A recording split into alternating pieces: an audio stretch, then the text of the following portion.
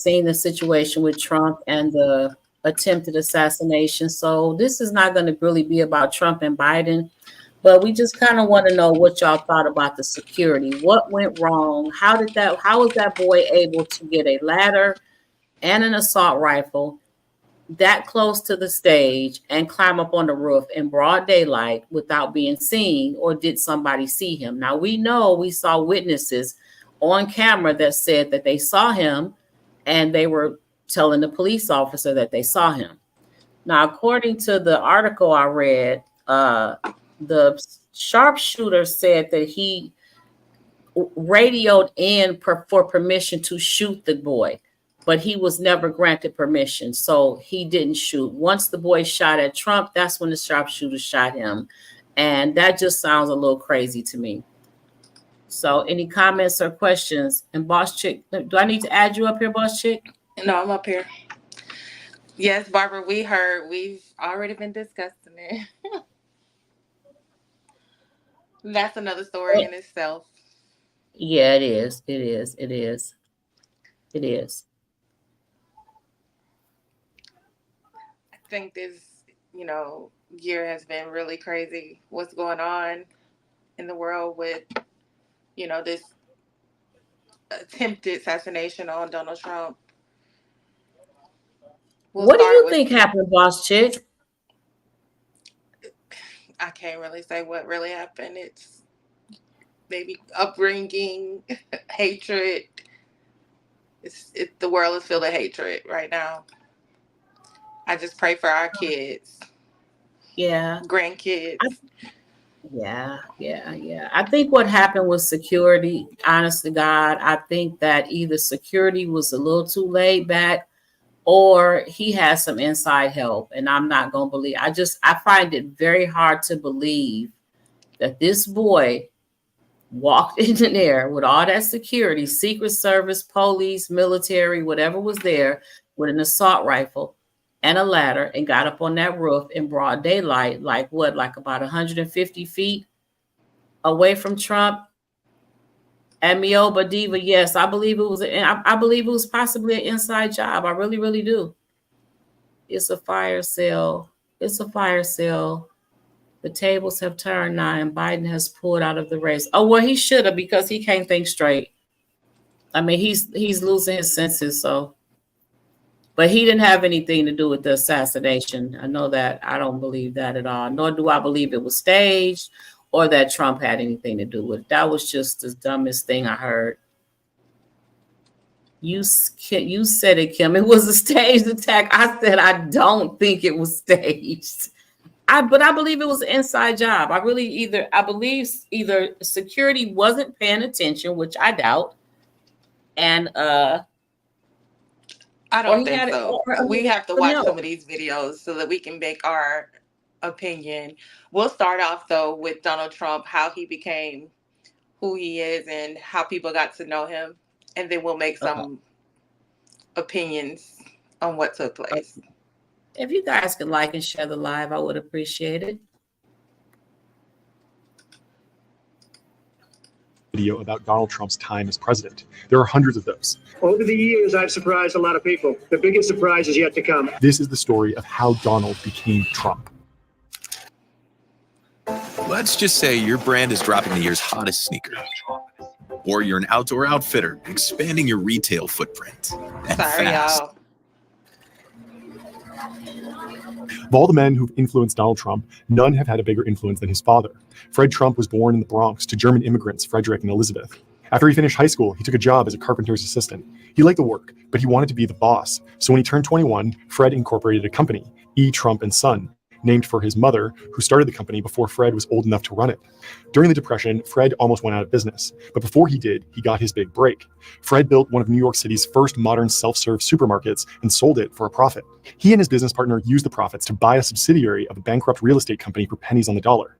That subsidiary gave them easy access to a bunch of properties that were nearing foreclosure. Fred bought them low, sold them high, and made enough money to turn E. Trump and Son into one of New York's biggest real estate companies. He passed his success on to his children. Donald and his siblings grew up in a house that had 23 rooms, and the family chauffeur drove them to school every morning. Fred also passed on his ruthless streak. Throughout Donald's childhood, his father always gave him. He started off in a house with 23 rooms. What? Wow. That's spoiled. The same Yeah, I advice. told you he Work hard. reminds me of a kid. A lot of us had maybe 1 bedroom, 2 bedroom homes. Well, yeah, it was me. Let me see. It was me, my mom, my dad, my 3 brothers. We had 2 bedrooms. I had my own room because I was the only girl. And my brothers had a room where my mom kept all her stuff in that room, but they slept in a room. And my parents slept in the living room until we moved to a bigger house. And we lived in that house all our life.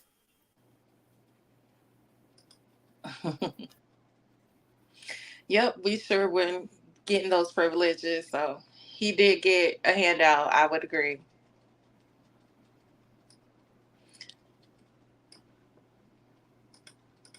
Don't be weak, be a killer. Donald took it to heart. He bullied his classmates. He even bullied his younger brother. One day, he threw an eraser at his teacher. Fred immediately took action and sent Donald to a military boarding school upstate. It was a tough, competitive environment, but surprisingly for a rich kid, Donald thrived. He excelled at several sports and was named captain his senior year. In the yearbook, he was named Ladies' Man. Years later, Donald would credit his time at boarding school with teaching him the discipline he needed to succeed in business and politics. But he knew that discipline by itself wasn't enough. So he went to college, 2 years at Fordham University before a transfer to the University of Pennsylvania's business school. After graduating in 1968, Donald Trump joined his father's company. The first few years weren't glamorous. Donald and Fred had to roll up their sleeves and turn around some housing projects which were losing money. For Donald, it was an early lesson. Just because he'd been given lots of advantages, he still needed to work for his success. After a 3-year apprenticeship, Donald became president of the company. The torch had been passed from father to son. One of his first moves was to rebrand. Trump & Sons sounded stale and old-fashioned. A modern real estate business, led by a dynamic young entrepreneur, needed a glamorous name. So Trump rebranded it to the Trump Organization. It was an early step in the evolution from Donald to Trump.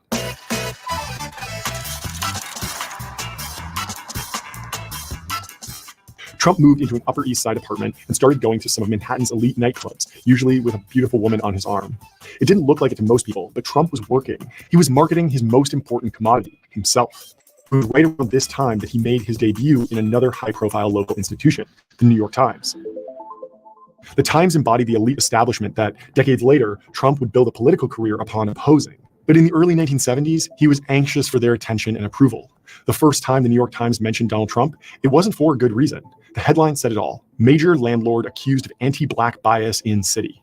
The story concerned a Department of Justice lawsuit filed against Donald Trump and his father, which alleged that the Trump Organization discriminated against African Americans. Even for someone who believed all publicity was good publicity, it was tough reading.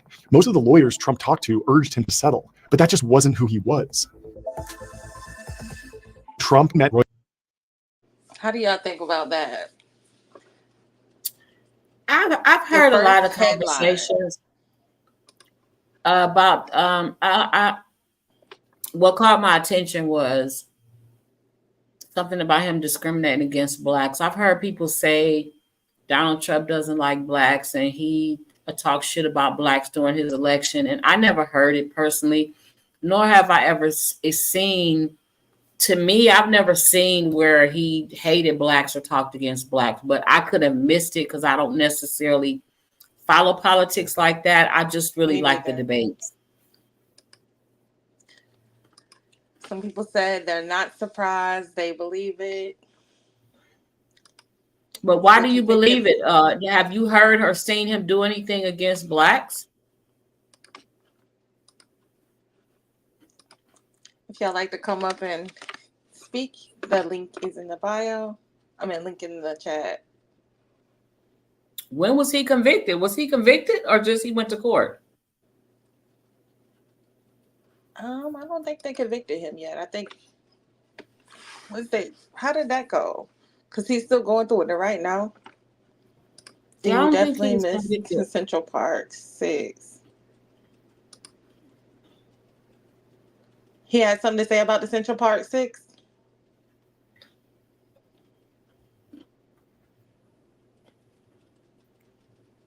If anybody would like to come up so we can hear your voice, the link is in the chat. What did he say about the Central Park 6?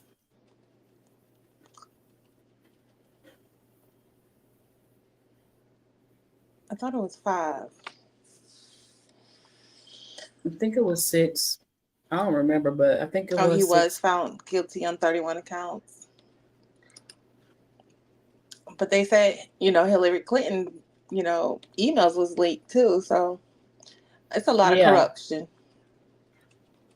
Corruption in politics don't even really bother me. That'd be some bullshit. But I want to know what he said about the I think heard it all comes from their upbringing. It starts from inside the home. Yeah. I talk faster than I type. Oh, you can come up if you talk faster than you type.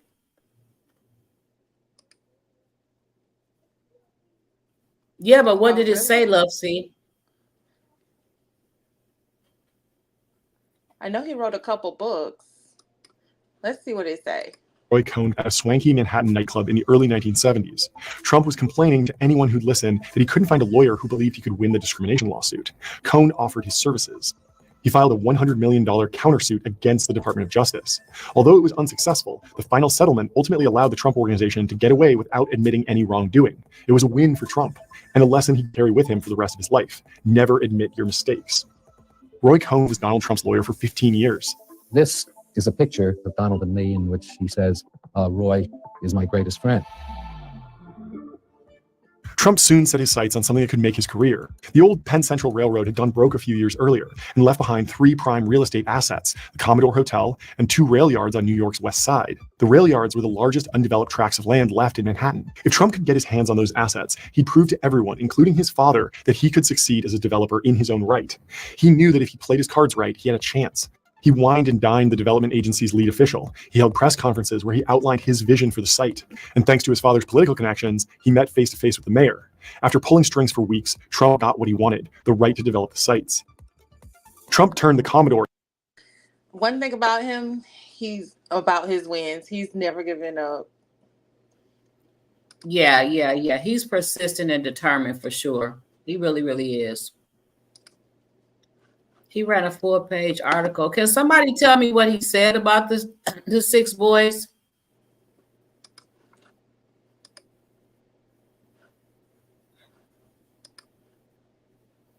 Miss Shuzy, do you remember anything that he said?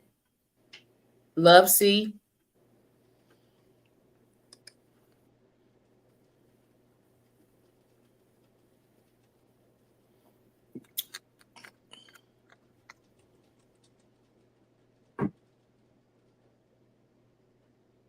Trump can't do any business in New York for the next 3 years. Barbara, do you know anything he said about the 6 boys that went to prison when they were in middle school? I see people throwing out comments, but nobody's giving me information. What did he say exactly? Also, there is a 219 testimony of a lady who was a teen telling about her experience with him when she was 12 and another 13-year-old about sex. It was about them being guilty and prosecuting them. Okay, but what about the 6 black boys?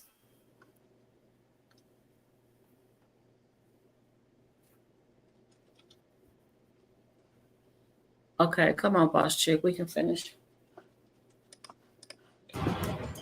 Trump's politics were shaped by his fear of weakness and by the zero-sum environment of Manhattan real estate. We're going to have a war through weakness because this country is acting so weak toward Iran. It's pathetic. In real estate, at least the kind of real estate that excited Trump, there was no such thing as a permanent ally or a win-win situation. Everything was temporary and transactional.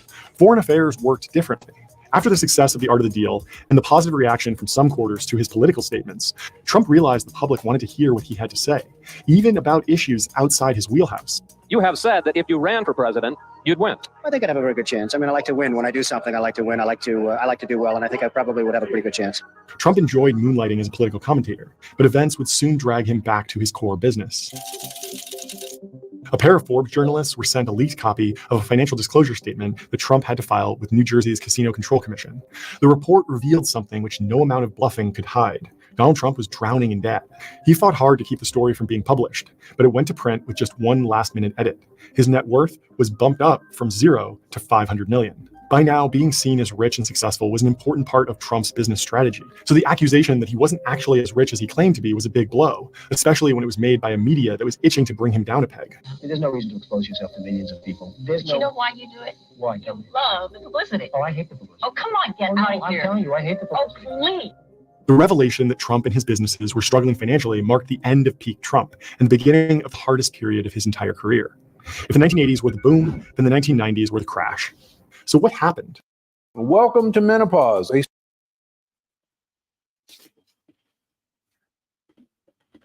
the hell you know about menopause? Some more bullshit. Hold on, boss chick. Hello, Kimmy Rouse. Thanks for coming in.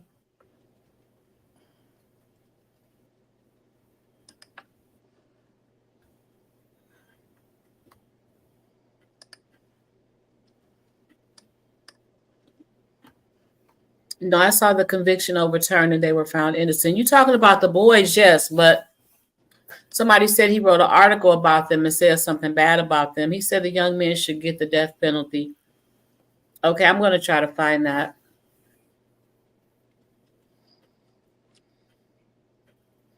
I mean, I believe it. I don't put it past him at all. I just never heard it.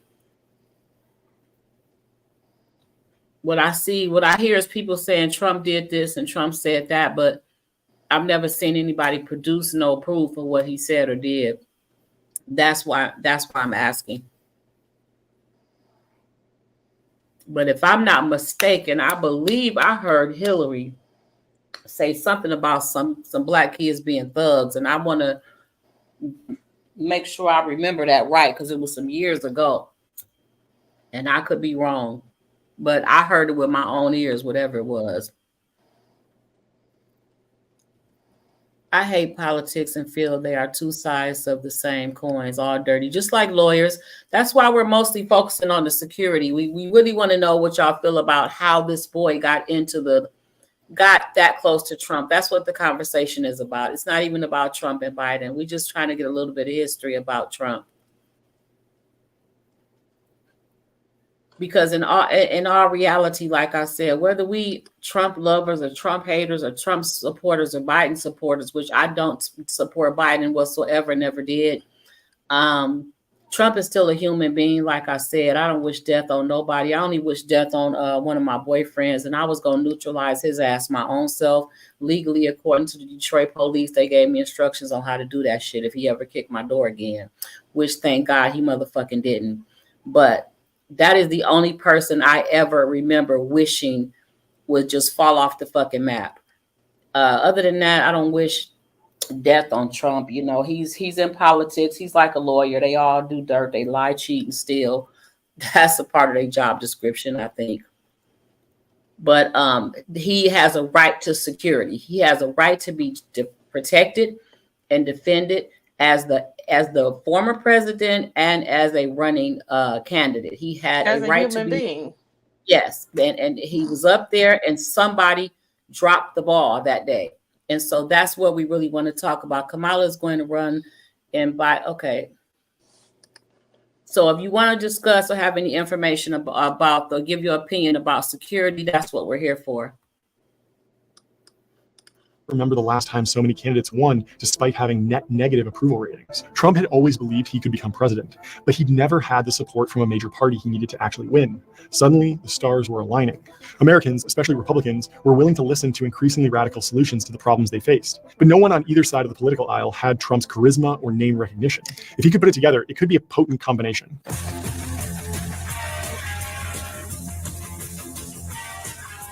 On June 16, 2015, Donald Trump descended down an escalator at Trump Tower with his wife Melania by his side and Neil Young's Rockin' in the Free World playing and Change the World.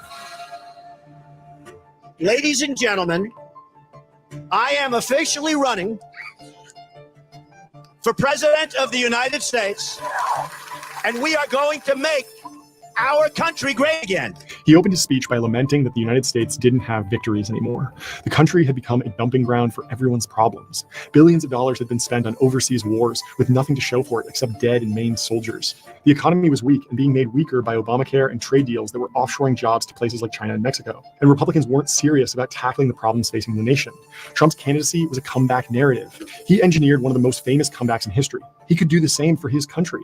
The mainstream media, which had never really taken him seriously, treated Trump's speech largely as a joke. I will personally write you a campaign check now. Does anybody seriously think that Donald Trump is serious about running for president?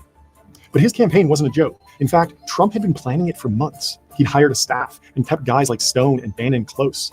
Contrary to the public perception of Trump as scattered, they maintained a laser-like focus on issues where they knew that Trump's views resonated with voters, like trade and immigration. A few months before Trump went down the escalator, his advisors suggested that he start talking about a physical wall on the US border with Mexico. They actually intended it mostly as a metaphor that would remind him to talk about immigration. But Trump took it literally, and his instincts were correct. The wall became one of the most enduring images of his entire presidential campaign, and it ensured that Trump was always taken seriously on immigration. The mainstream media might have treated Trump as a joke, but Republican leaders didn't. Trump was their worst nightmare. Remember, they wanted to extend an olive branch to minority voters. Meanwhile, Trump was on stage talking about how Mexican immigrants were rapists. But establishment Republicans would soon learn that they couldn't do anything to stop him. The 2016 Republican primaries became the Trump show. You've called women you don't like fat pigs, dogs, slobs, and disgusting animals. Your Twitter account... Only Rosie O'Donnell. He turned politics into must-watch TV, and voters loved it. He hit my hands. Nobody has ever hit my hands. I've never heard of this one. Look at those hands. Are they small hands? And he referred to my hands. If they're small, something else must be small. I guarantee you there's no problem. I guarantee you. Trump quickly rose to the top of the polls. In private, he didn't think he'd stay there, but his campaign just kept gathering momentum, and events overseas ensured it would stay that way.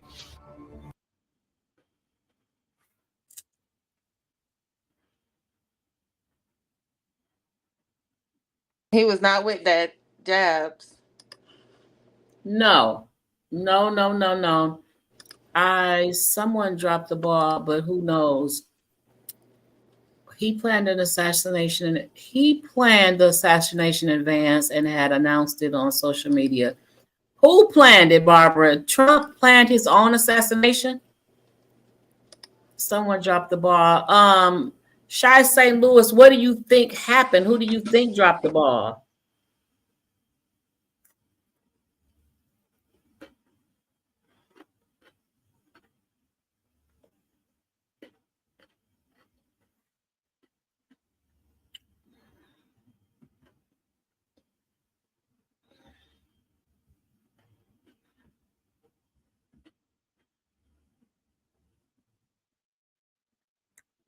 Trump has had multiple bankruptcies and failed business ventures.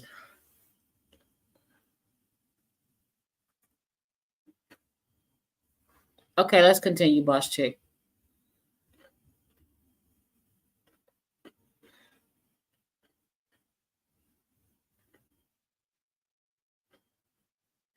Boss Chick, you still here? Oh, sorry. I walked away for a minute. What happened? No, somebody said, Barbara said he planned the assassination in advance and had announced it on social media. That's interesting because that should have been all over the news, and I haven't heard that at all. So he planned to get his own self killed. Oh, the boy planned it, borrowed his dad's. Oh, and had yeah. I did hear he had been at the. I heard two stories. He had been going to the shooting range, and then I heard the day before, if I'm not mistaken, the shooting range wouldn't allow him to come in. Now, of course, we don't know which story is true. And he announced. Now, according to the news, as of yesterday, the boy didn't have no social medias at all. They talked a whole hour today about the fact that what was strange, that he had no social media accounts. And they checked his computer. He had not been researching anything related to killing the president or how to kill the president or nothing like that. All they saw him do was go buy a ladder. Out of the blue. Yep. That something was strange about that, but it's a lot that a lot of people had to say. But then he got the ladder in. Like, you just walked past security with a ladder and a gun and everything and got on the roof? People were warning before all of it that somebody's on the roof. Somebody's on the roof. They did. I saw them. But I don't think they wanted to take action or move because they didn't know what was going on, or they didn't really see. I guess. Well, some people say they seen a pew pew, but other people say they didn't.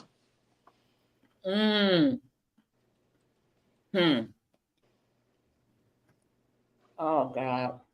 I know the one sniper said that he did radio in for permission to take the shot, and he was not granted permission, so there was nothing he could do.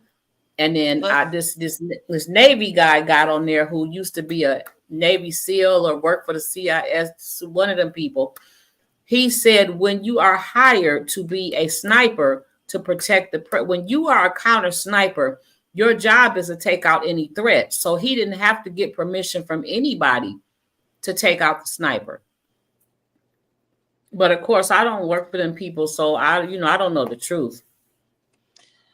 I know if that was an actual president and not just a former president, I think that he probably wouldn't have got as far as that he did. Yeah. Let's look at this article where they show the shooting. Trump's rally takes place in Butler, Pennsylvania, roughly 30 miles north of Pittsburgh. The Butler Farm Showgrounds, located at 625 Evans City Road, about 5 miles from downtown Butler. The shooter, Thomas Crook, was smart enough to park his van on Lawrence Avenue, avoiding police and Secret Service officer from investigation and checking. It was also suspected of containing a considerable amount of explosives. This is where he got out and walked all the way to this vantage point, which is this building on the right. He then climbed this ladder located here and moved up to the top of this roof. To help you understand better, let's take a basic look at the position of Trump on stage as well as the shooter. There are 3 important structures or buildings we need to understand.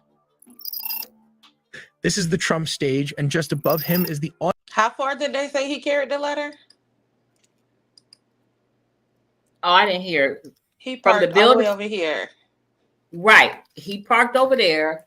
And then they said he bought a 5-foot ladder, but this is not a 5-foot ladder on the building. So this is security checkpoint. And I think this is where he parked his van. Let's look at it. Police and Secret Service officer from investigation and checking. It was also suspected of containing a considerable amount of explosives. This is where he got out and walked all the way to this vantage point, which is this building on the right. He then climbed this ladder located here and moved up to the top of this roof. To help you understand better, let's take a basic look at the position of Trump on stage as well as the shooter. Structures or buildings we need to understand. This is the Trump stage, and just above him is the audience section where a selected number of people is seated. Structure is also very important as it is where the Secret Service personnel are located and snipers are positioned. Finally, we have this building where the shooter set up his sniper location. A quick note, the distance from the shooter Thomas Crook to Trump stage is around 137 meters, which translates to around 450 feet. While the distance between the shooter and the Secret Service sniper position is around 134 meters, which is approximately 440 feet. When former President Donald Trump was a little into his speech, the shooter squeezed the trigger of his AR-15 rifle, releasing 3 bullets. One of these shots hit the former president on the ear. This was followed by another 5 shots. Possibly one of the bullets missed the former president's head by just a quarter of an inch as he turned to look at a chart statistic located on the left. This move saved his life. From the top angle, this is what it looks like when replaying how the bullet missed Mr. Trump as he moved his head at the last millisecond. Interestingly, this bullet would have hit the former president if his head had been turned towards the audience as shown here in this visualization. All in the videos ahead with detailed minute-to-minute animated timelines until the former president was in his armored SUV. We will also be looking at the respective weapons used by both parties and the 2 scenarios with and without bullet penetrating the skull. At 6:12 p.m. ET, Trump started addressing his supporters and spoke for roughly 6 minutes before the scene erupted into chaos. Trump was in the middle of speaking when someone in the crowd was heard saying, "He's got a gun." As the video captured someone in the crowd repeating, "On the roof, he's got a gun," it's here that 3 shots rang out. A pause and 5 more shots in rapid succession were heard. For some unknown reason, the shooter had a clear line of sight from an elevated level well-positioned as a sniper nest. Interestingly, a heavy-duty ladder was also located on the side. It might be a permanent fixture. He aimed with this AR-15, a semi-automatic rifle, which will be discussed in detail later in the video. At around 6:11, he aimed his sights on the former president and squeezed the trigger, releasing the bullet. At 6:11:34, Trump touched the right side of his face. So what I don't understand, if he was aiming at the president, how he got the people on the bleachers. How somebody in the bleachers end up getting shot? Because I think once that first shot didn't hit the president, the boy probably freaked out and moved his gun. And that's how the other people got shot. What was it? 3 shots? I only heard 3 shots. It was 3. Other people said they heard 5. Oh, I don't know about the shots, but we'll see it. I think it displays it here. But there was one person that passed away.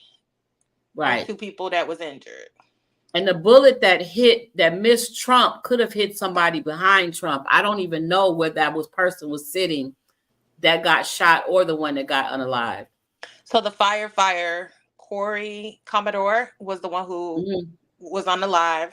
David Dutch, 57-year-old retired Marine veteran, he was shot and critically hurt. And then James Copenhaver, 74 years old, was also hurt. Yeah, but where were they sitting at? Were they behind Trump? That's what it looked like when I seen another angle, another view. Okay, you know what, Barbara? You right. The people said that they saw him bear climbing. Did they say he bear crawled over there, or bear climbed up the building? I can't remember. So maybe once the ladder was too short, he crawled up there? Probably. But yeah, I'm sure the people that got shot was probably sitting behind Trump because his target was Trump. You're right. But I heard 3 shots. Like I said, I heard people say they heard 5. But in the middle of that chaos, you probably can't tell how many you heard. We'll see. I think they count the numbers. They're doing a reenactment of like every second that took place before they got the shooter on the ground or down. Okay. At 6:11:35, Trump took cover as U.S. Secret Service agents rushed to the podium to surround him. Get down, get down, get down, one of them said.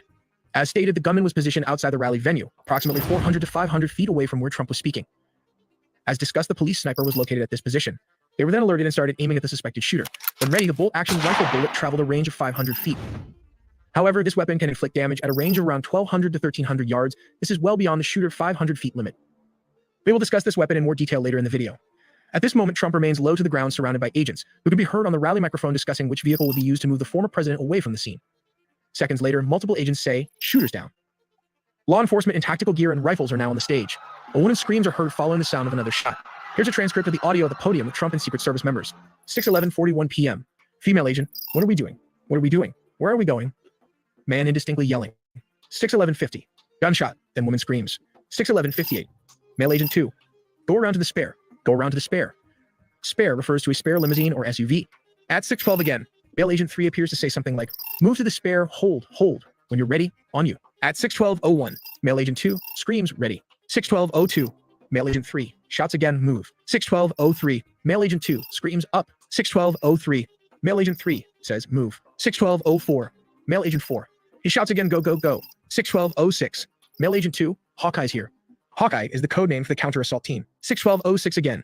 Female agent 1, Hawkeye's here, moving to the spare. 6:12:09, male agent 4, spare get ready, spare get ready. 6:12:10, male agent 2 says, you ready? 6:12:16 to 21, agents, shooters down. Shooters down, are we good to move? 6:12:21, male agent, shooters down, we're good to move. 6:12:22, female agent, are we clear? 6:12:23, agents, we're clear, we're clear, we're clear. 6:12:23, male agent, let's move, let's move. 6:12:25, the agents prepare to move Trump off stage, but he tells them to wait.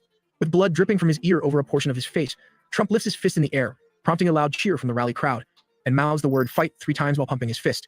Some say this is kind of a gangster move by Trump, leaving a mark in the American history to never give up and fight.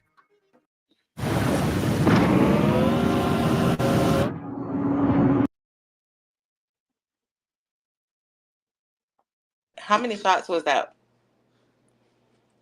That was like 5 shots? So I'm thinking it must have been the sniper. The sniper and then the counter snipers. And that was a gangster move. For you to be done just got shot in the middle of chaos, you want to fist pump 3 times? Hell yeah, that's gangster. Because I would have been gone. That ain't that. I would have been crawling on the ground. Right. Even them people sitting there like, girl, please. I'm telling you, ain't nobody. That couldn't be our kind of people, because our kind of people would have scattered like they said, like the roaches when you turn them like girl. We don't even got to know why that first, we would have been gone. We wouldn't even heard the rest of the shots. What the please? They not like us. I'm telling you, girl. They not like us. They not. Girl. Barbara, you see this madness? Look at what the snipers are using. This is a bolt-action sniper rifle used by the U.S. Navy SEALs and other special operations units. The rifle is based on the Remington 700 long action and fires 300 Winchester Magnum rounds.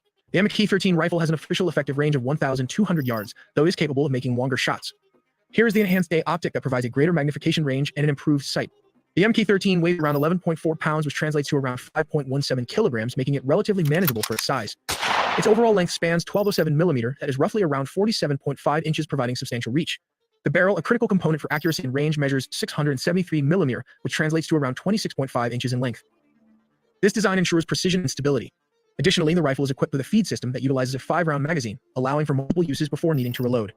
Let's take a look at this controversial AR-15 semi-automatic weapon, meaning a user can fire multiple shots in quick succession. The AR and AR-15 stands for Armalite rifle, not to be confused with its cousin, the M16, which has been used by the US military since Vietnam.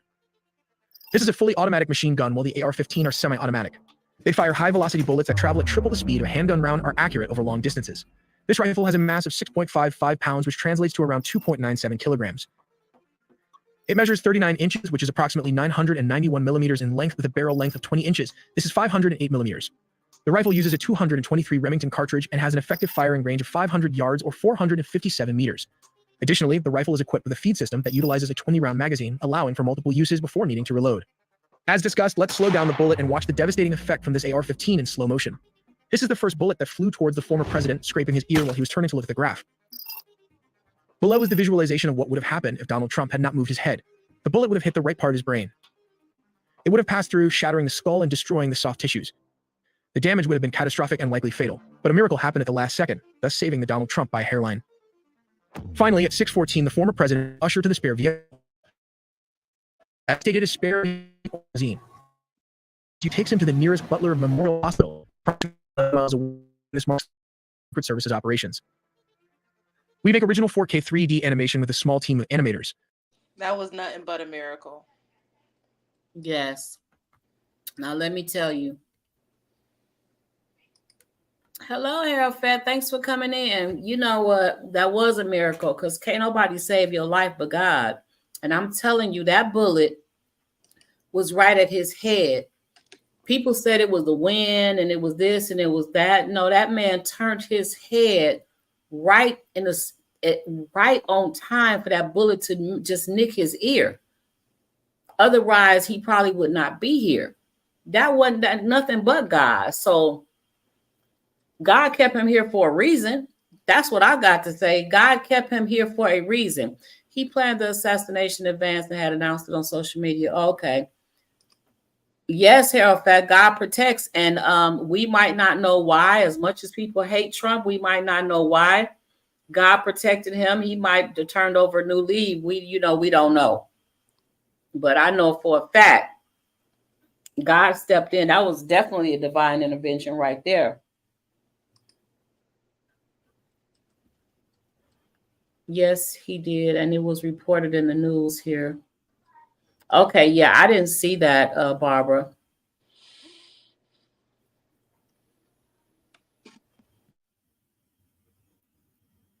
Okay.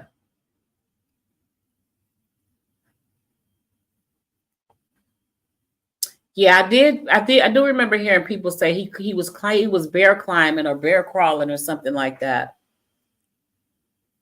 Now, let's talk about that. For the people that don't like Trump or not Trump supporters on here, well, not being a Trump supporter and absolutely hating Trump is two different things.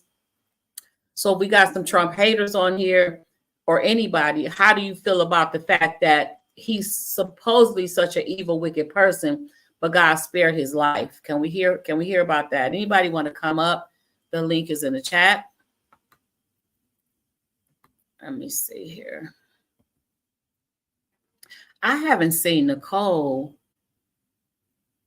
in a couple of lives. Has Nicole been over here on here, Boss Chick? I haven't seen her. In the last couple lives? Okay.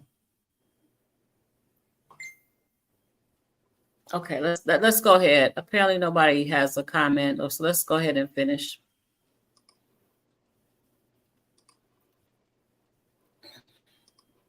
I do want to get you to some breaking news that we are following at this hour. This involves the gunman who opened fire on former President Trump at his rally in Butler, Pennsylvania over the weekend. Fox News now reporting that the parents of Thomas Matthew Crooks had called police on the day of the attempted assassination. Fox reporting that Crooks' parents were looking for him Saturday in the hours leading up to the rally shooting, and eventually they called law enforcement to indicate that he was missing and they were worried. Though that information is known, it's not clear what his parents told authorities, but the call did happen before the shooting. Sources telling Fox News that Crooks' parents have been cooperating with the investigation being conducted by the FBI, and at this point, a motive does remain unclear. We know that former President Trump was shot over the weekend while speaking on stage at a rally in Butler, Pennsylvania, and we actually did obtain this video a bit earlier on today that does show as people were kind of gathering around, because that is when the gunman was spotted on top of that building, and they're going to zoom in, so you're going to get a shot of him right there. We know that President Biden has ordered an independent investigation, including a probe into security, with the Secret Service coming under fire for its response. Congressional committees also launching an investigation saying it's alarming that the would-be assassin was able to open fire from a rooftop just 100. Do y'all see how these people peeping? What is it? They peeping. Like, I would have been hiding behind trees. What is he doing? I would have been ducking. Like, y'all look. Girl, look, these people is out in the open. Hold on. Let me see. Read this, boss chick. Let me find my glasses. I done started eating and everything. He probably spared him to remind us that hate and evil is still alive and continues to need to be resolved. Okay. That's possible. That's possible. Thank you. We all offend God in ways we don't understand. And for the haters, just remember that God always allows those leaders to be put in place his own will, good or bad leaders. Yep. Exactly. I agree. I mean, you can read that in the Bible. So I agree. Okay. And you can see right there, that is the shooting suspect on top of that 47 yards from Trump. The House Oversight Committee has scheduled a hearing next Monday with the Director of Secret Service. Kimberly Cheadle is set to testify about that response. Now, the FBI does continue to work to piece together exactly what happened and determine a motive. That is the video, as all of this did play out on Saturday, and we were live on the air, as you could hear some of the gunshots, and then you see Trump go to the ground, the Secret Service surrounds him, and he is eventually carried off stage, but takes the time to lift up his fist, and you can see the blood that is actually pouring down his face at one point, coming from his ear. And we do know, of course, that he was shot in the ear on Saturday. After conducting about 100 interviews, the FBI says it believes Crooks did act alone, adding that he did have bomb-making materials in the car that he drove to the rally. I don't know. I would have been in between the bleachers on the ground. I would have probably jumped over the back of the bleachers. I don't know what I would have did. First of all, I don't do crowds. I do not do crowds like that. I'm telling you, I can't do it. We got this store in Fresno that's always packed. It's like the store. And you have to wait for people to move. You know, people block each other's cars, and you got to come out the store and wait on somebody to move their car to get out. I will park all the way across the street. I can't be blocked in like that. Walaikum salam, Fatima. Thanks for coming in. But no, boss chick. I don't know one person that I know personally that would have still been standing there to even find out who got shot, what happened. We would have found out on the news later. Ain't no way we would have still. Girl, we would have been. I would have ran all the way home. Damn it, from Pennsylvania. What? Please.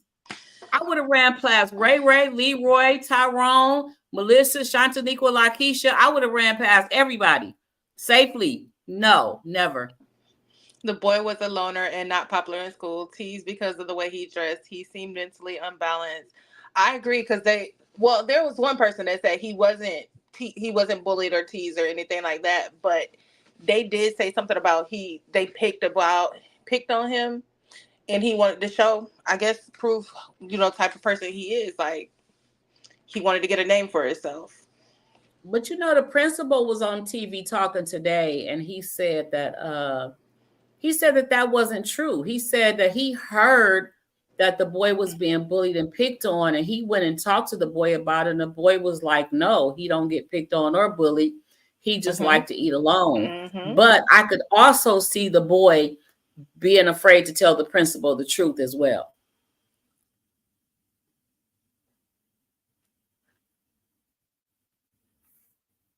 We got another one where Trump actually spoke the first time after the shooting.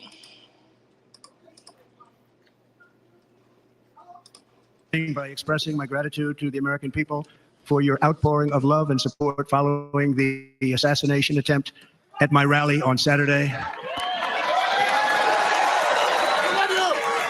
As you all know, the came within a quarter of an inch of taking my life. So many people have asked me, what happened? Tell us what happened, please. And therefore, I will tell you exactly what happened. And you'll never hear it from me a second time because it's actually too painful to tell. It was a warm, beautiful day in the early evening in Butler Township in the great Commonwealth of Pennsylvania. Music was loudly playing, and the campaign was doing really well.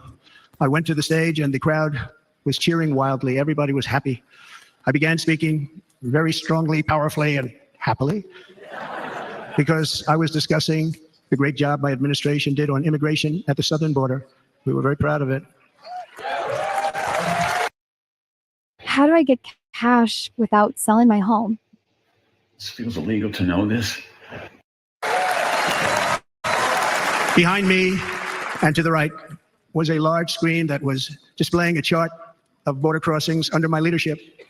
The numbers were absolutely amazing.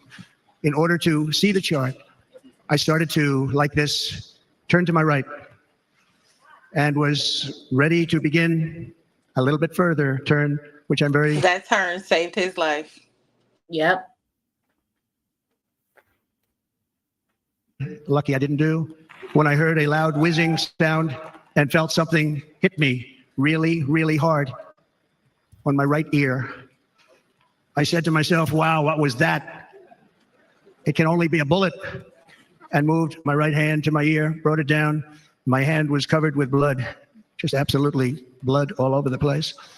I immediately knew it was very serious, that we were under attack.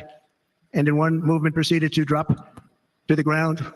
Bullets were continuing to fly as very brave Secret Service agents rushed to the stage, and they really did, they rushed to the stage.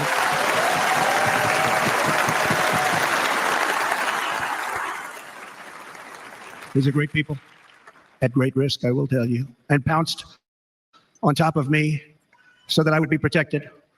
There was blood pouring everywhere, and yet in a certain way I felt very safe because I had God on my side. I felt that.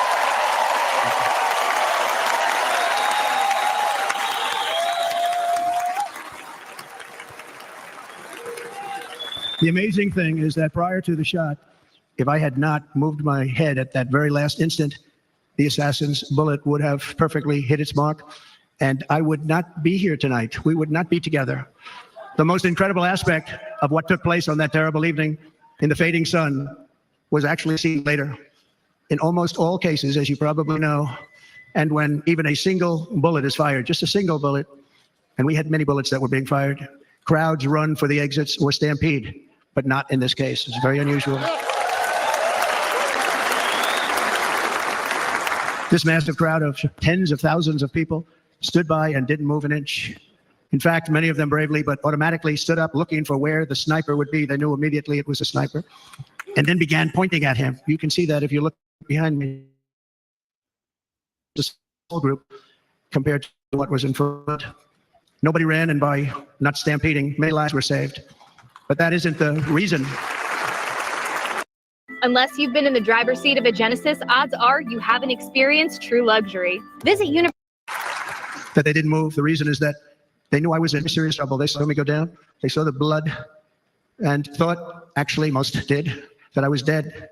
They knew it was a shot to the head. They saw the blood. And there's an interesting statistic. The ears are the bloodiest part. If something happens with the ears, they bleed more than any other part of the body. For whatever reason, the doctors told me that. I said, why is there so much blood? He said, it's the ears. They bleed more.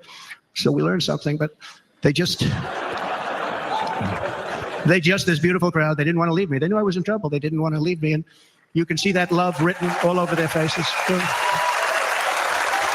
Incredible. Ain't that much love in the world. Unless you my mama, my daddy, my grandma. Girl, your natural look. Big Bird 2025 at this point. What that mean, Trip? Have y'all been digging into that 2025 stuff?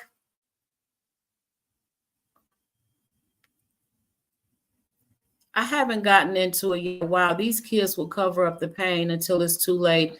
It's true. They will. They will. They will. They will. And it's just sad. You know what's that they sad have is to when get to that point. You know, even though he was an adult, he lived with his parents, from my understanding. Is that true? Yep. Okay, so like I said, to me, there's no way that you cannot notice that a person that you love or is close to you every day is not having a change in life. Like something's different about them. Something's not right. Y'all not checking these packages that he's ordering and stuff like right. Like nothing seems strange to you. He wasn't doing anything out of the ordinary, but he could have been one of them kids that was stayed in his room all day anyway, like all the other shooters are, these school shooters. People just act like they just never noticed nothing was wrong with their child. I don't get it. What is Big Bird 2025?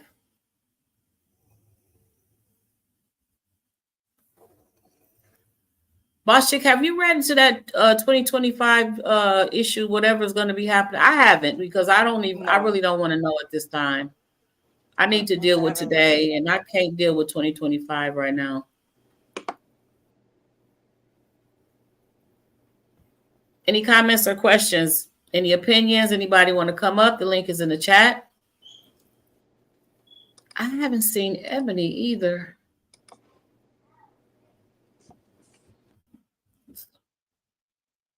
Oh, people.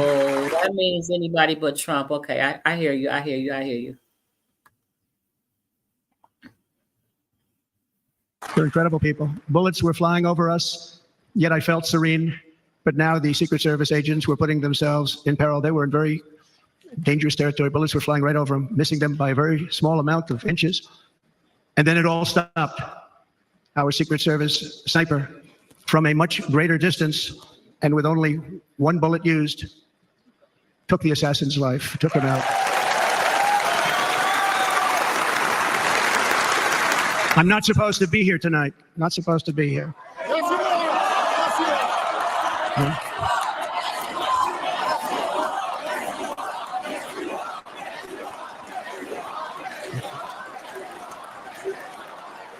Thank you. But I'm not. And I'll tell you, I stand before you in this arena only by the grace of Almighty God. Amen. I said so. Can't argue with that. In watching the reports over the last few days, many people say it was a providential moment. Probably was. When I rose surrounded by Secret Service, the crowd was confused because they thought I was dead. And there was great, great sorrow. I could see that on their faces as I looked out. They didn't know I was looking out. They thought it was over. But I could see it. I wanted to do something to let them know I was okay. I raised my right arm, looked at the thousands and thousands of people that were breathlessly waiting, and started shouting, "Fight, fight, fight."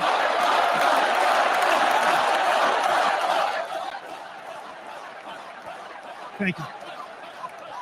Once my clenched fist went up and high into the air, you've all seen that, the crowd realized I was okay and roared with pride for our country like no crowd I have ever heard before. Never heard anything like it. For the rest of my life, I will be grateful for the love shown by that giant audience of patriots that stood bravely on that fateful evening in Pennsylvania. Tragically, the shooter claimed the life of one of our fellow Americans, Corey, comparator, unbelievable person, everybody tells me. Unbelievable. And seriously wounded, two other great warriors, spoke to them today, David Dutch and James Copenhaver, two great people. I also spoke to all three families of these tremendous people. Our love and prayers are with them. And always will be. We're never going to forget them. They came for a great rally.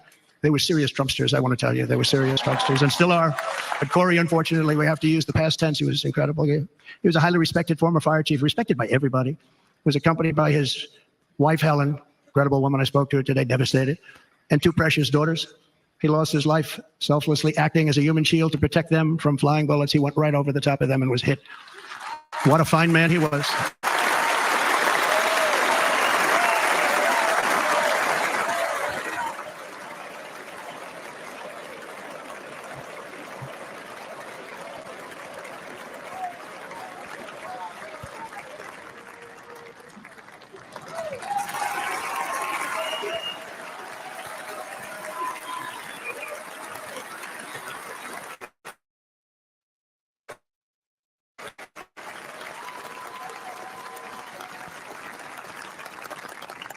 I want to thank the fire department and the family for sending his helmet, his outfit, and it was just something, and they're going to do something very special when they get it. But we did something which cannot match what happened, not even close. But I am very proud to say that over the past few days, we've raised $6.3 million for the families of David, James, and Corey, including from a friend of mine. Just called up, he sent me a check right here. I just got it. $1 million. From Dan Newland. Thank you, Dan. And again, when speaking to the family, I told them, I said, well, I'm going to be sending you a lot of money, but I can't compensate. They all said the same thing. You're right, sir. We appreciate so much what you're doing, but nothing can take the place in the case of Corey. And the other 2, by the way, they were very, very seriously injured, but now they're doing very well. They're going to be okay. They're going to be doing very well. They're warriors.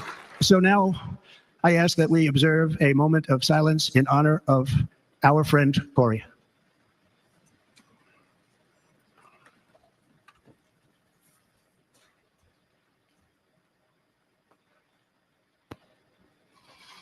There is no greater love than to lay down one's life for others. This is the spirit that forged America in her darkest hours, and this is the love that will lead America back to the summit of human achievement and greatness. This is what we need. Despite such a heinous attack, we unite this evening more determined than ever. I am more determined than ever, and so are you. So is everybody in this room.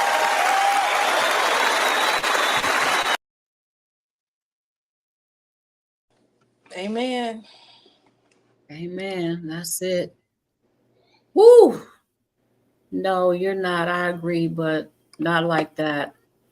The last time you said fight, your cult followers committed insurrection upon the Capitol building. We know what you meant by that. Yeah, well, that's true as well. I didn't pay much attention to that either until it was all over. But I don't know. I can't. I mean, after God saved this man's life, I don't really know what to say after that. What I know for a fact is Kamala will not be getting my vote. So we can take that. However, Kamala will not be getting my vote. I remember who she was before she came here. I remember when she wasn't Black. I remember when she wasn't for Black people. I remember when she was locking Black people up for innocent little stuff and giving white people slaps on the wrist. I will never forget that. She will never get my vote. She want to be Black all of a sudden? No, not in this lifetime, Kamala. Nope. So, no. I feel, maybe Trump has some type of turnaround. God could have blessed his heart and could become a different person. He needs to go, but Kamala got a lot to answer to. She does have a lot to answer to. But for now, we got Kamala and we have Trump. You remember that, Barbara? Yeah, I remember that. She just all of a sudden turned Black when she was starting to run for this governmental bullshit. But no, she won't get my vote. No, I told Boss Chick I'll vote for Trump's granddaddy before I vote for her. She will never get my support at all. She can. Look, she won't. Kamala didn't vote in the Senate for anything about Black folks. I just don't. Yeah, no, she probably didn't. She was not for the Black community. She became a face for them. Fake, fake, fake. Yep. Exactly. Any comments or questions? Anybody need to come up before we end this live? You got another video, Boss Chick?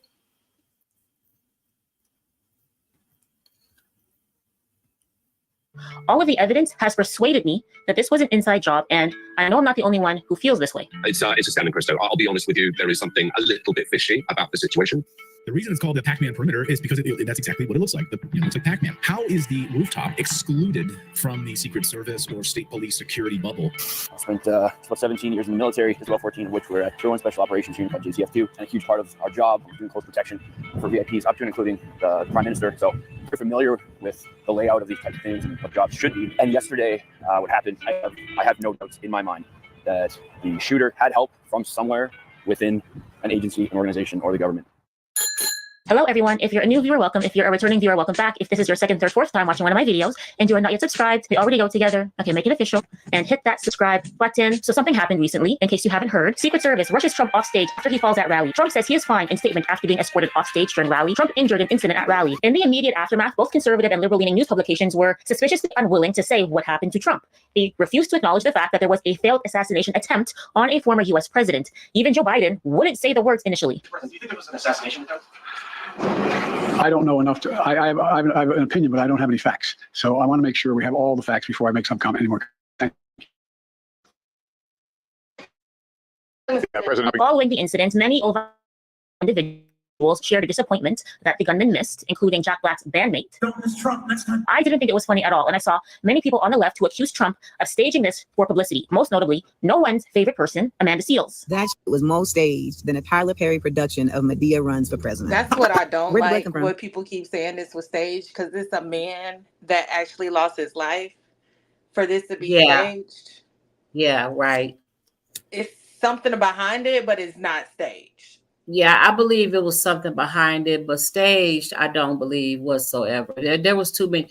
I mean, that to me, that would have meant that everybody there would have had to been a part of it, because how could you stage something like that with people sitting right by the president that's not a part of the plan? Yeah.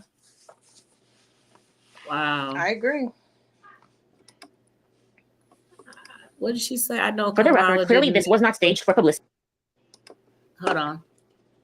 Let me push it up. Okay.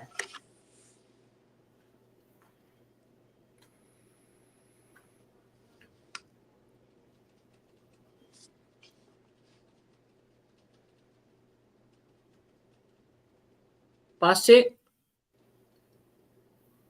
Oh, I thought you were still reading it. Sorry. Trump was injured, 2 men in the stands were injured, and 1 man lost his life protecting his family. I would like to give my condolences to the family of Corey Comparator. He was a father of 2 daughters and he was a firefighter. A GoFundMe was started for the family, and so far it has raised over $4 million.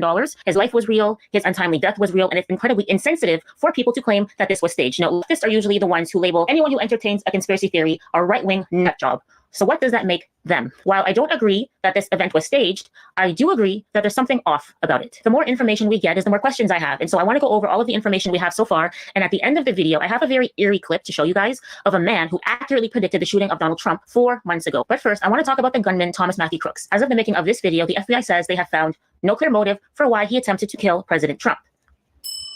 Crooks apparently had no social media presence despite being 20 years old, which in and of itself is suspicious. We've been told the only social media platform he used was Discord, and the FBI says they didn't find anything incriminating on his Discord account. Also, Discord has since deleted his account following the shooting. So there's that. The FBI has not found a manifesto explaining his motivations. Crooks had no criminal history, no reported history of mental illness, and no one has come forward with any useful information about why he would target former President Trump. One of his former classmates came forward and said that Crooks was often bullied for the clothes that he wore and for wearing a COVID mask. However, a guidance counselor from the high school who says he knew Crooks very well And his sister, very well, told the Washington Post that that isn't true. Jim Knapp, who worked at Bethel Park High School for 30 years, said he was Crook's guidance counselor for the last 3 years at the school. He described his former student as quiet, intelligent, cooperative, and well-spoken. Knapp said he noticed that Crook spent most of his time with a group of about 5 boys. During Crook's sophomore year, he would often sit alone in the cafeteria. Knapp said he later learned that Crook's schedule that year did not align with that of his closest friends. Knapp said he would check in on Crooks and ask if he could join him at the lunch table. In response, Knapp recalled, Crooks would say, "No, I'm okay, Mr. Knapp. I'll just sit here by myself." Then he would return to his phone to play games. The counselor described that behavior as normal for a high school student. Throughout the junior and senior year, he said, Crooks ate lunch with his friends. Knapp said he chose to talk publicly about his relationship to Crooks because of reports that the young man had been bullied at high school, allegations that the guidance counselor adamantly denies. "I know for a fact he wasn't bullied in school," Knapp said, "because if he were, I would have known about it." Crooks lived about an hour away from where the rally was held. He lived at home with both of his parents, who, ironically, are both registered social workers. I say ironically because they're supposed to be trained in identifying like psychological distress or a troubled. That's what you was talking about, Ms. Kim. And I agree with her. Like you're social workers. You should see some changes in your child. Are y'all not paying attention to them? Is he grown? You're just like, okay, whatever, live your life in my house and I'm not gonna monitor you. I'm still gonna check your emails. I'm still gonna check your phone. I still got my son's bank account. I'm like, why you spent money today? I went in there. Why you spent money on Shein? Ain't you supposed to be saving money? Right. I'm gonna be in your business. 3,000 people lost their lives during 9/11. Alleged that was stage 2. So that's an opinion that might want to be reevaluated, in my opinion. 3,000 people. People thought 9/11 was staged. I didn't think 9/11 was staged. I just think they flat out planned to drive the planes through the building, period. I don't like those people. Everybody's, it's staged. It's a hoax. It's Y'all ain't gonna change my mind to make me think what y'all thinking. Barbara, you said a lady was wrong. What was she wrong about?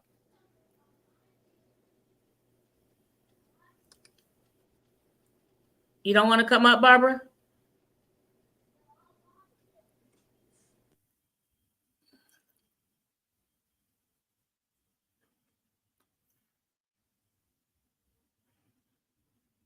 Yeah, 9/11, I think they just straight up planned that. It wasn't nothing staged about 9/11. They ran the planes into the building and that was it. About the social media. Who said that he did have social media? Because every news article I saw said that they didn't find any social media of his, only the Discord.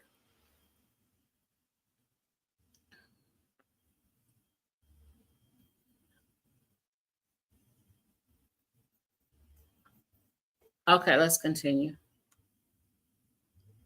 Individual, but they seem to have not noticed that their son was spending an increasing amount of time at the local shooting range where he had a membership, nor did they notice he was building explosives in his room. According to the FBI, when reviewing Crooks' shipping history to the house, they discovered that over the last few months, Crooks had received several packages and some were marked as containing hazardous material. On the day of the shooting, they found an explosive device in his home. They found 2 explosive devices in his car, and in his pockets, they found a transmitter to detonate the bombs, presumably to detonate the bombs that were inside of his car, which was parked outside of the rally. One thing that they didn't find was ID. He had no ID in his pocket, no ID amongst his belongings. So you know what they did?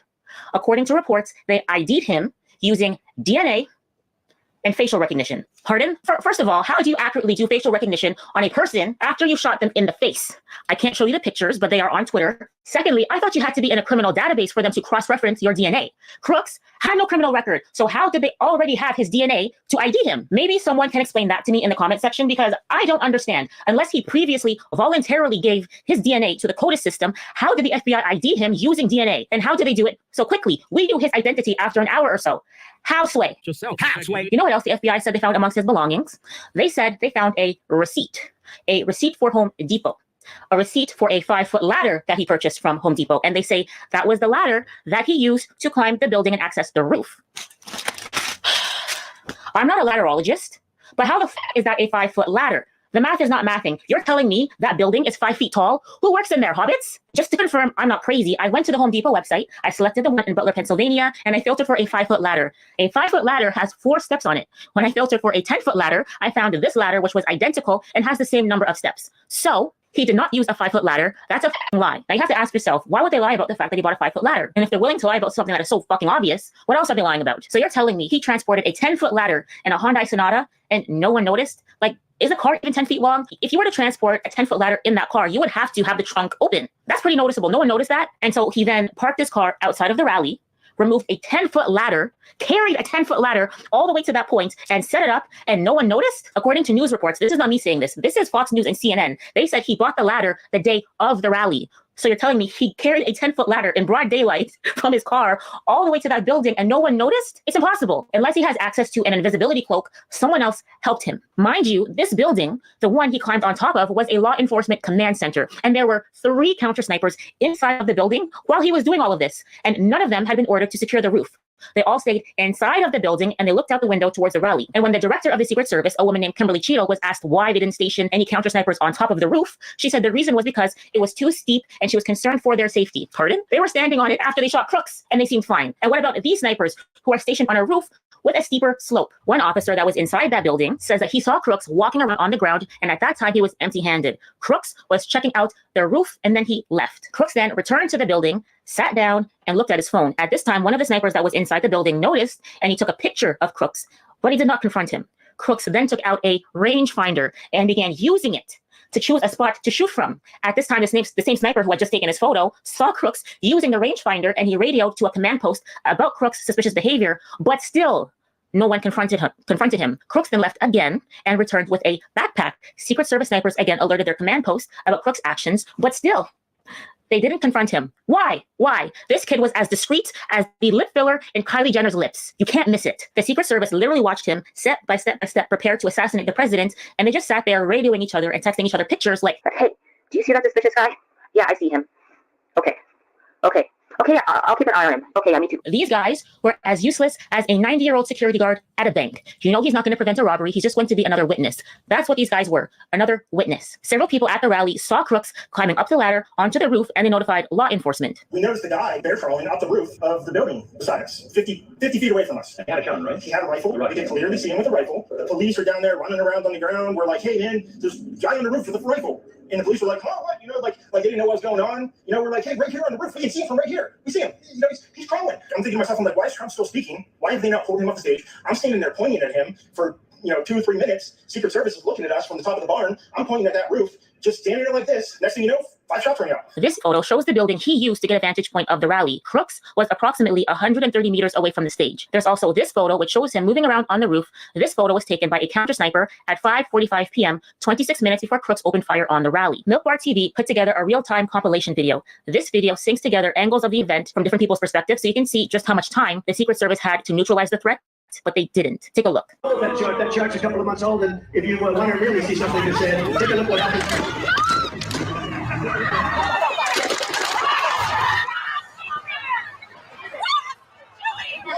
Don't be turning this way. Be careful.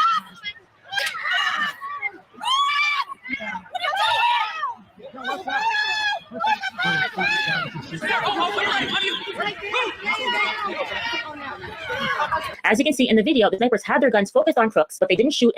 So that was like 15 shots. Yeah.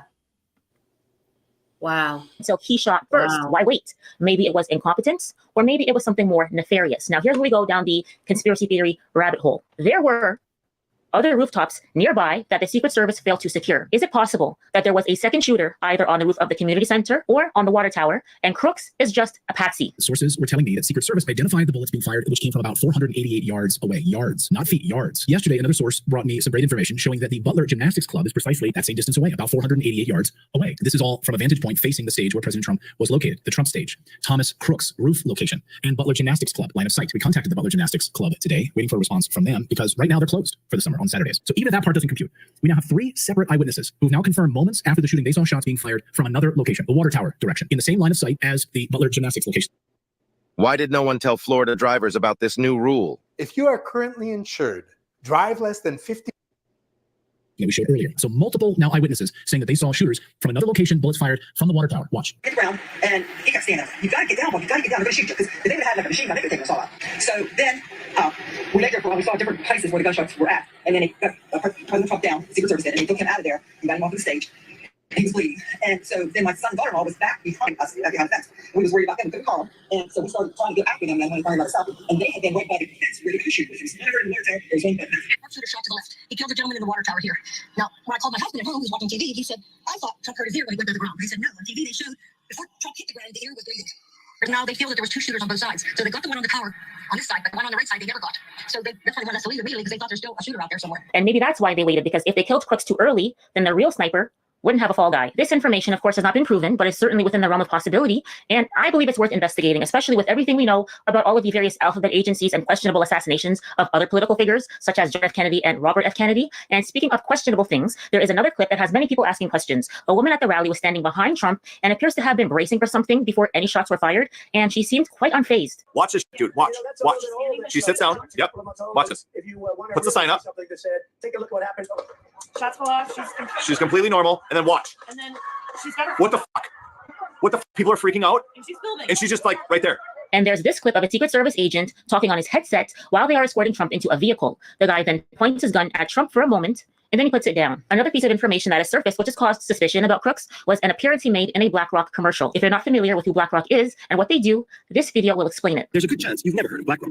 Founded in only 1988, in less than 30 years, this American financial firm would grow to become the company that owns the world, managing assets worth $6.3 trillion. And that's just the beginning. BlackRock has also developed a software platform called Aladdin to perform risk analysis for its clients. It receives sensitive data from banks, insurance companies, and other important institutions. Through Aladdin, BlackRock has insights about the management of financial assets worth another $20 trillion. BlackRock also has shares and voting rights in many of the biggest European companies in sectors such as energy, oil and gas, transportation, food, and of course, finance. Governments and central banks invite a BlackRock subsidiary called BlackRock Solutions to audit them and to provide advice about the management and rescue of banks. Yet at the same time, BlackRock is often a major shareholder in these same banks. In other words, the company often sits on both sides of the table. BlackRock Solutions gets privileged access to highly sensitive information that could be valuable to BlackRock itself. In January 2018, BlackRock's founder and chairman, Larry Fink, sent a letter to all of the CEOs of the companies BlackRock is invested in, asking them to do more than deliver financial performance and make a positive contribution to society.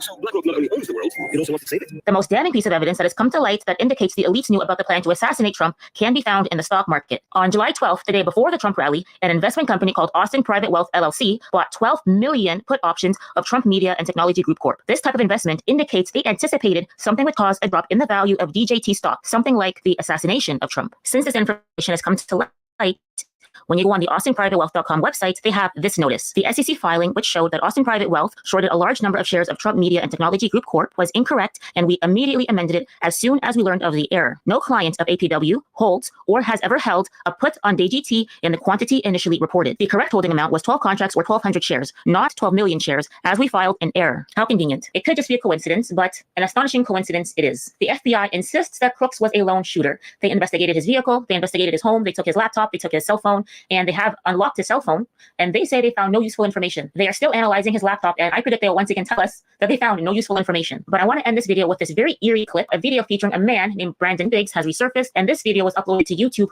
4 months ago. And just listen to what he said. He said there's going to be a new wave of patriotism coming out, and that's whenever I saw Trump, and I saw a red wave coming out of Michigan, and it was being birthed, and it just kept spreading like fire all throughout America, all throughout. And I saw Trump rising up, and then I saw an attempt on his life. This bullet flew by his ear, and it came so close to his head that it busted his eardrum.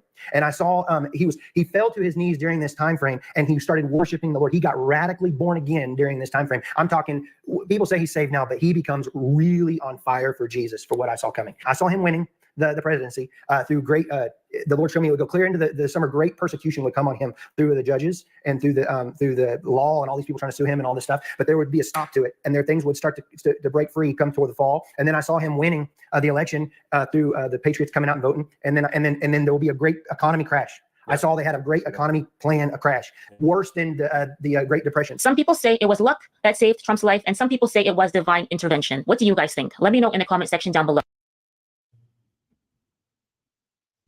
That was predicted.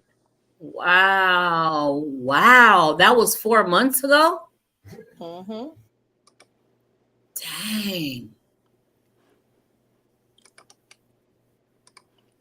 4 months ago. I'm going to put the link in for everybody can go look at it.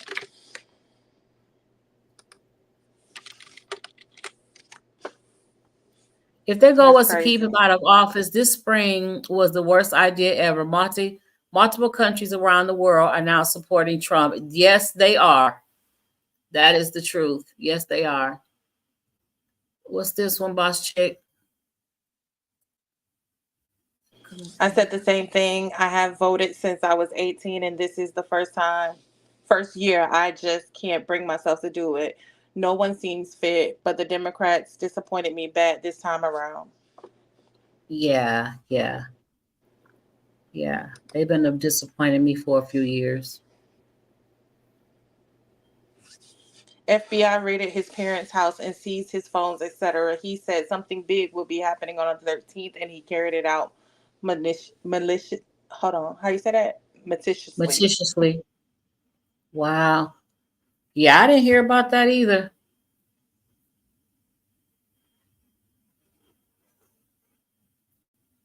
Okay, they get your DNA from doctors' offices.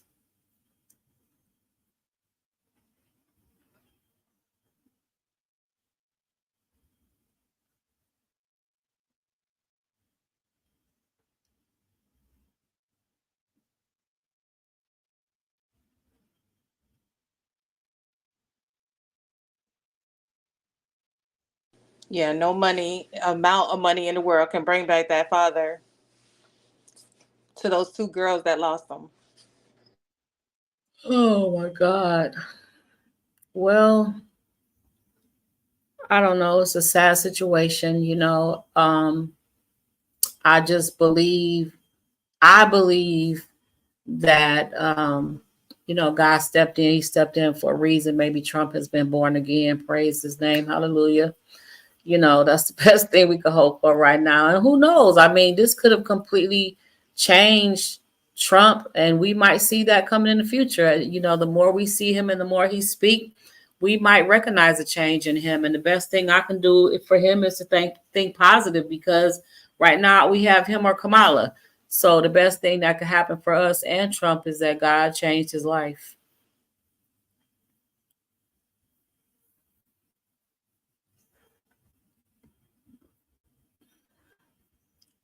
Is that all we have, Boss Chick? That's it.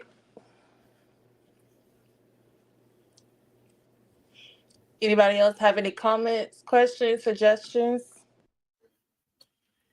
It is 11:28 p.m. here in Ghana, West Africa. If there are no more comments or questions, we're going to go ahead and end this live. Any more comments or questions?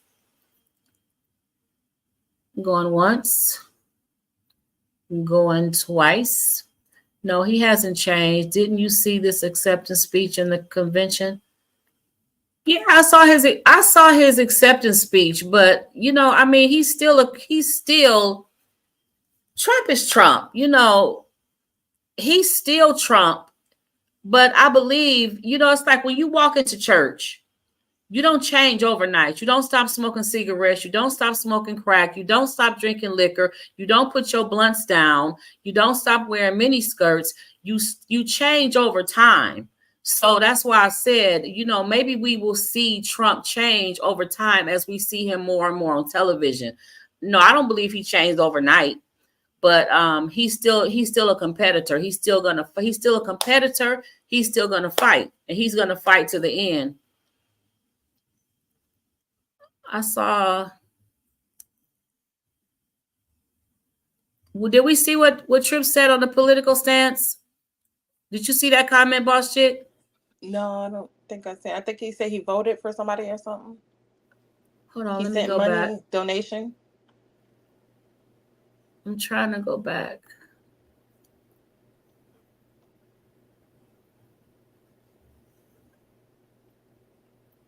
Hold on.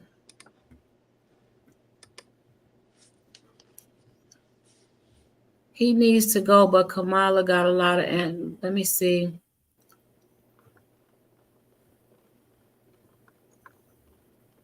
I don't see it, Tripp. Do you mean this comment? Let me go back a little further.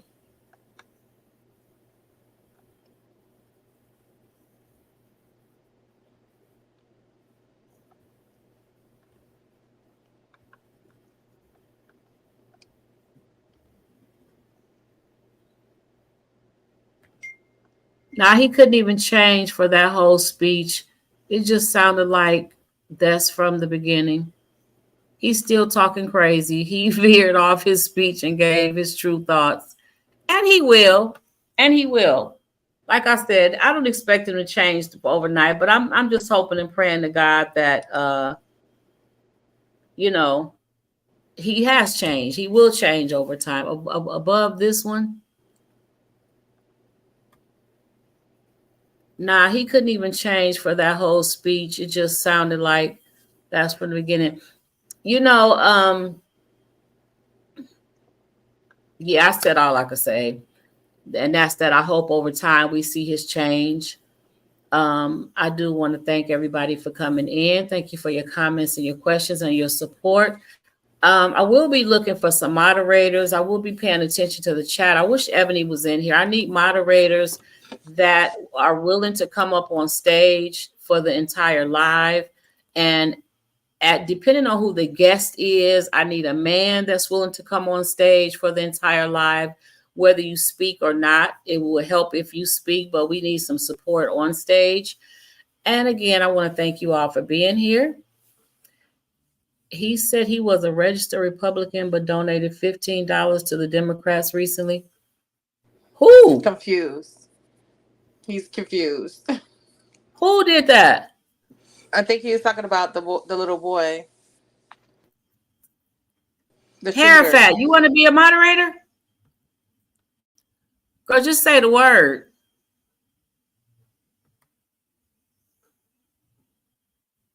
Is this Aaliyah or less?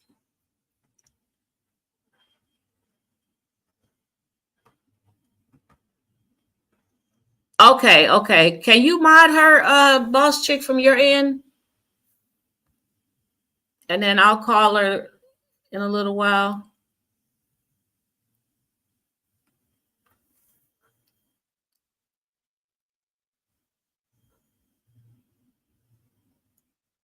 I don't see I can mod. Let me see. Put users.